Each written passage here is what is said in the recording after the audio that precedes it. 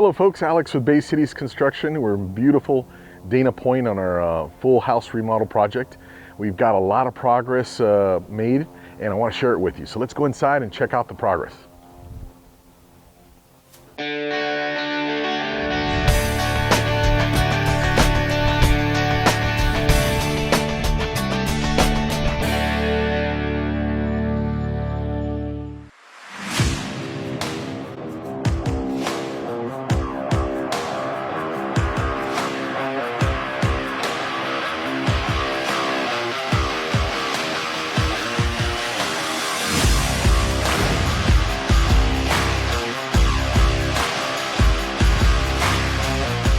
We're inside the house. This is a full gut remodel. So we're at the point now where the walls have been framed, the wiring is installed, plumbing has been put in its locations.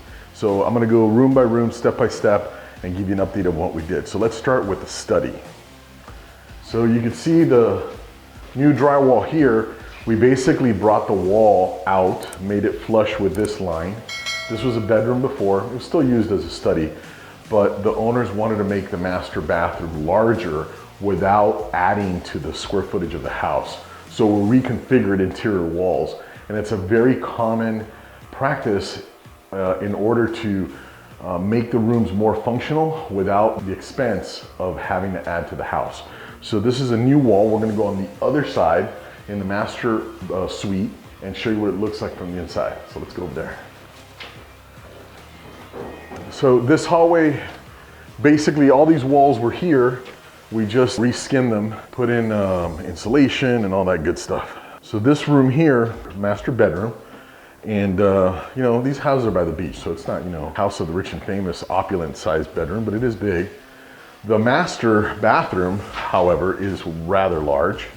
So we're gonna have a standalone tub here. They wanted the privacy of a potty here. Right, so it's kind of like a little cubicle there. It's a little small for me.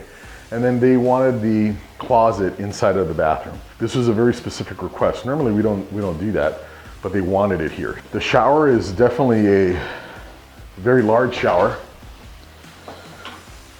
Got the controls here so you can turn on the water. Got the shower head above. A little niche in here. Nice, gonna have a lot of nice tile everywhere. A little bench there, mostly to shave my legs. We get that request often, as little assistance there to shave your legs. So we've got 6, almost 7 feet, and it's pretty nice and wide, 4 feet 2 inches. So say it's 4 feet after the tile's in. Now notice that there's mortar on the walls, no backer board. This is how we do it.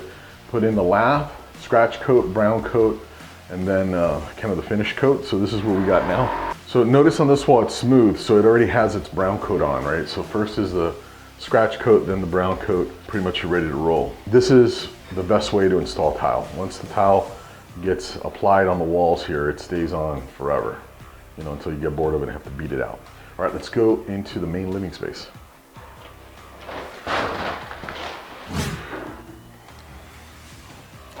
So this is the big space. We're maximizing the beautiful view. Guys are out there doing the deck.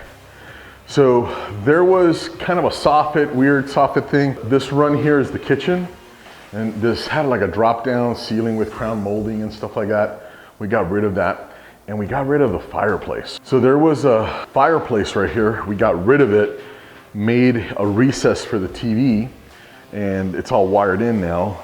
We have all new can lighting, all new LED can lighting. This is gonna be an SPC floor. We're gonna do a self-leveler, level out the whole floor, and then put in the SPC flooring in here.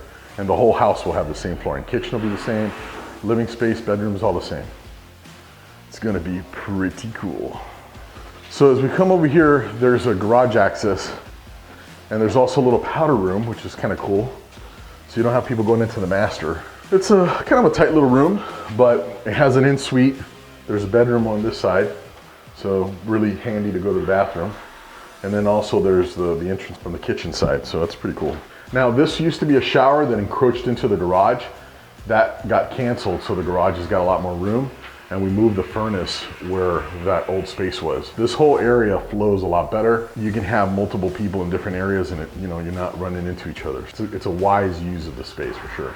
This is the second bedroom of the house, and technically this house has 3 bedrooms. The front study has a closet, so it's technically a bedroom. It's a smaller bedroom, but you got your little closet here. We got some custom closet doors coming in. That goes into the half powder room, the half bath or powder room. And then this is the entrance into the hallway and then into the rest of the house. Not a huge house, but a really functional house now. In a few weeks, we're gonna share with you once we install the mud and get the cabinets up. In the next 2 or 3 weeks, the cabinet's gonna be up, so it's gonna be really cool to see this house come together. So folks, I hope you enjoyed this update. If you're in Orange County, you're thinking about doing a major remodel or even just a small kitchen or bathroom remodel, please give our offices a call. You can work with Wendy, our interior designer. She'll help you pick out all the stuff. We'll put a description and a link below of a show that we had for 2022 kitchen bathroom trends, which is a really cool episode, and it'll help you learn more about remodeling. And like always, folks, if you're thinking about doing a job, please, we're here to help you. We have a ton of free resources on baycitiesconstruction.com on the blog page and the video page. And if you haven't done so already, please like and subscribe below. We're here to help you. Thank you very much for watching this episode. My name is Alex with Bay Cities Construction, reminding you, you don't need a contractor. You need a team of pros so that your place looks like this. During construction, it's really common for things that were unforeseen or you just didn't know that they were there. And this is actually a really good example of one of those things. So we're here by the front door, and you can see that there's some mold growing. There was paneling on here. And once we remove the paneling, you can see that there's some mold damage. So we're definitely gonna have the guys cut that out and treat whatever exposure there is in the wood for mold. So it's a very common thing to find different versions of maybe some termite damage or some other mold damage. And it's one of those things that I think you have to have a little bit of a pad in your budget to deal with, because something always comes up.